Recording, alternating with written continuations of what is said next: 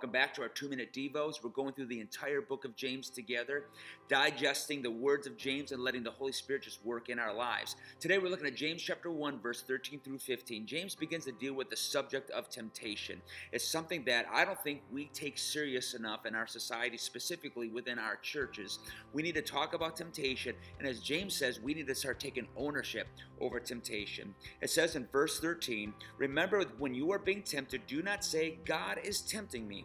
God is never tempted to do wrong, and he never tempts anyone else." First and foremost, James says, own up to your temptation. And specifically, he says here, don't blame God. And in fact, on top of that, we love to blame other people. Why? Because if we can blame God or others, then they have to take responsibility, and we don't want to deal with that ourselves. We don't want to make the changes. We don't want to touch anything because we want to keep living the way that we want. But James says, own up, man up to your temptation. Because why?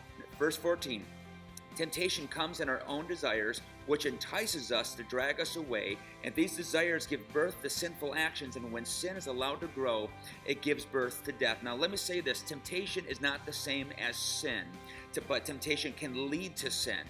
Temptation is always progressive, and what does it want to progress towards? It wants to progress towards sin. And once it gets to the sin stage, sin then gets aggressive and progressive, so it leads you to death. What type of death? It's more than just a physical death. Sin wants to lead toward a death in your relationship with Jesus. It wants to lead toward a death in your marriage, a death in your relationship with your kids, with your workplace, with your neighbors. It wants to destroy the testimony of Christ. And that's why we look at the issue of temptation. And number one, we take it personal. And number two, we get aggressive about dealing with the issue of temptation. Are you struggling today? Would you just talk to Jesus? Would you pour out your heart to Jesus and let the power and the presence of the Holy Spirit come in your life to give you the power to say, no, I'm going to take ownership, and I'm going to walk away from temptation and turn my eyes, my focus, and my heart toward Jesus Christ. That's all I've got to say today, and I'm pumped about James. I'm excited to see you tomorrow as we continue through our series.